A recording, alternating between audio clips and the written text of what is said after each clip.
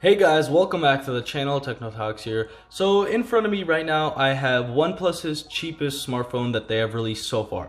The price on this is going to be $179 USD and some tax with it.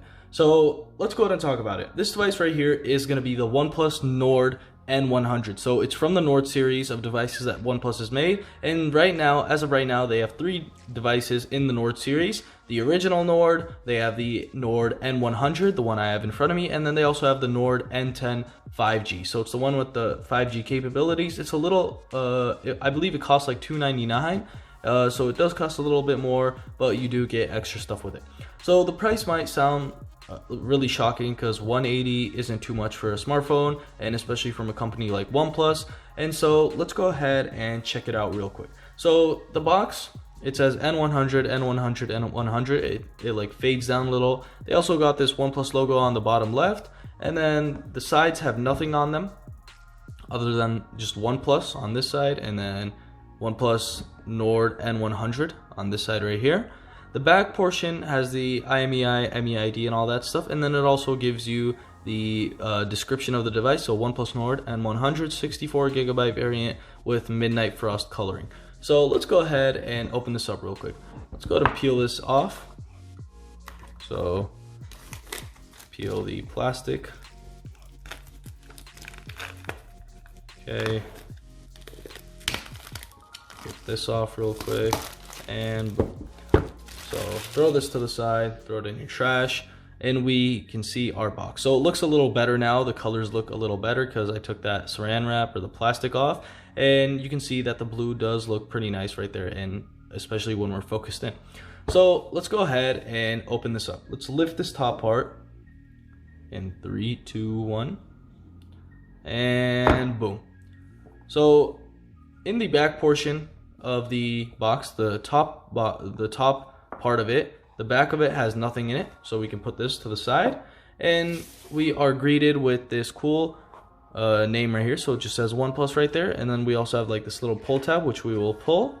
Let's put this to the side for a second, and then we also can see our phone right here. So this is the OnePlus Nord N100, and we can go ahead and put that to the side as well and check out some of the accessories. So already you can see some red right there, and what that is going to be the charging cable, and it's pretty nice that they include a charging cable still with their devices. So let's go ahead and take this little panel off, and then as we can see, we have our charging brick right here. So I believe this is an 18-watt fast charger for this device, and it's pretty good, I guess. 18 watts for a budget device, which is only $180. They include this little brick right here, this charging brick. So it's a white charging brick, and then they also have their red charging cable. So it's a USB-A to USB-C, I believe. Yep, USB-A to USB-C, red cable, and this cable looks really nice.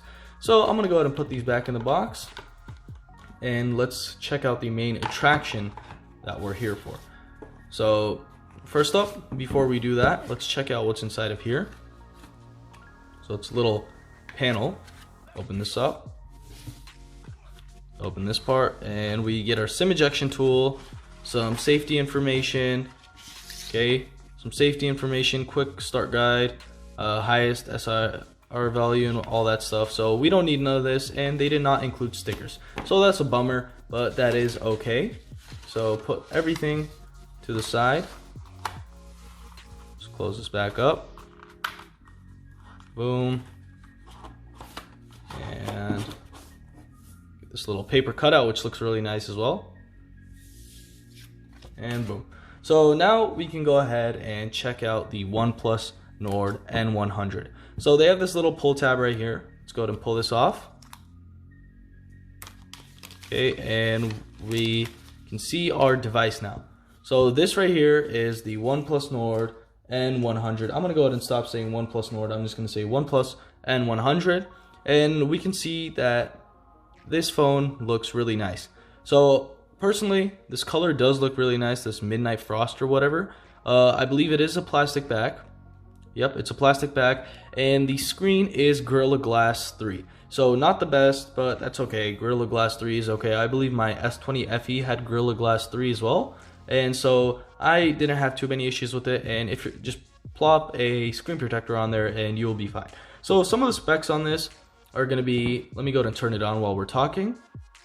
So it has a 6.52 inch display, and it is a 720 by 1600 resolution display. So not the best, but we're gonna go ahead and see it for ourselves. And so 720 by 1600 does not seem like a lot. Personally, that isn't the best resolution. It's not even 1080p, and that's kind of a bummer, but that is okay.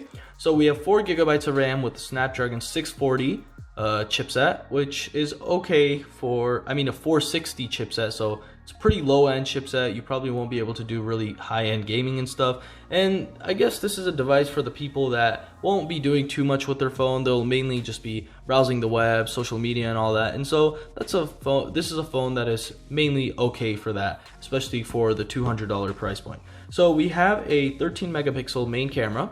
So we do have 3 cameras, but let me go ahead and tell you, 2 of the cameras are just nonsense. They shouldn't even be there.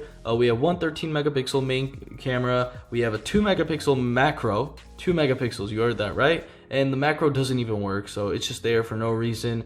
And then we also have a 2 megapixel depth camera. So those 2 cameras are extras personally, and they really shouldn't be there. We also have a 8 megapixel selfie camera right here. It is a punch hole cutout, and it's pretty good for a device that is on this price point. So first up, let's go ahead and check out this display. So the screen does already look pretty weird. Personally, I really don't like this chin. It has a huge chin. If they made it all around, maybe if they made the whole thing like symmetrical, it would have been better. But just having this one big chin on the bottom does not really look the best. I really don't personally enjoy that, and I guess that is what you get for paying $180 for a device. So I'm gonna go ahead and get this device set up, and I'll go ahead and get back to y'all after I do that. Okay, so I finally got the phone set up, and as you can see right here, I got everything ready. I put in my information, and I went ahead and set the device up like a normal device. And there are some things I noticed right off the bat which I really hate.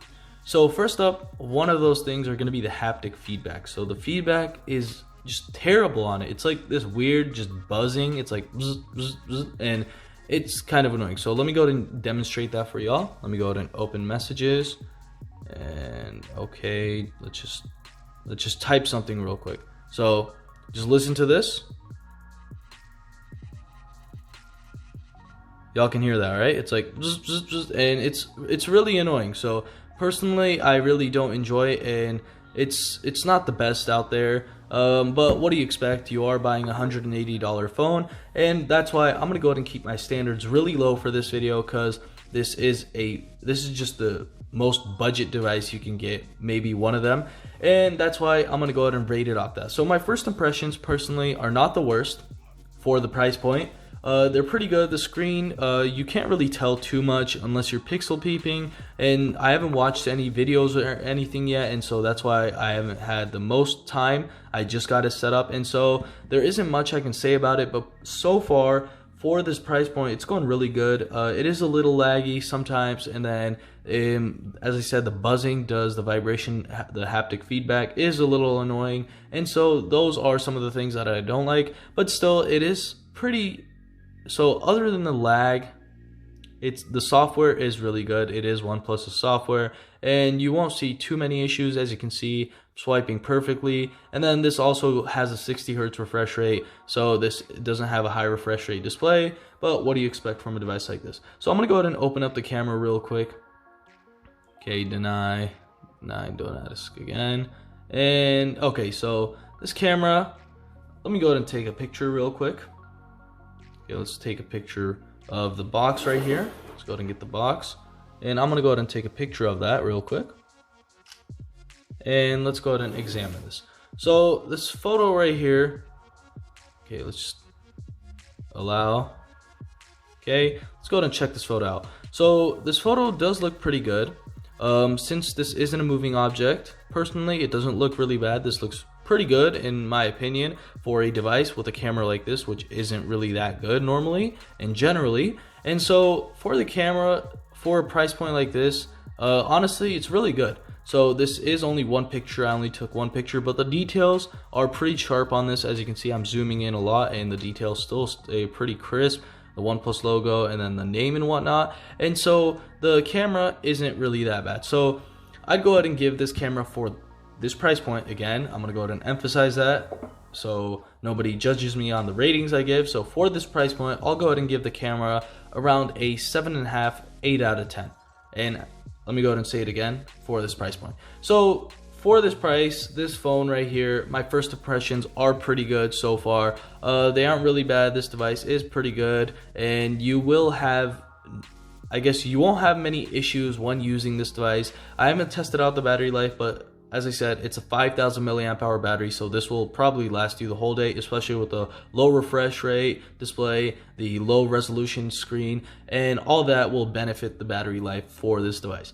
So these are my final thoughts on this. Personally, this is a pretty good device, and if you're looking for something at this price point, I'd definitely go for it. And that's gonna be it for this video. So as I said, this is a device that for this price, it's pretty good, and I would definitely pick it up if you have a budget of this much, so $180. I'll go ahead and leave a link down below for this device if you want to go ahead and check it out. It's going to be on OnePlus's website, but as I said, I'll still leave a link down below to check it out. So that's going to be it for this video. If you enjoyed this video, don't forget to like and subscribe, and see you in the next one.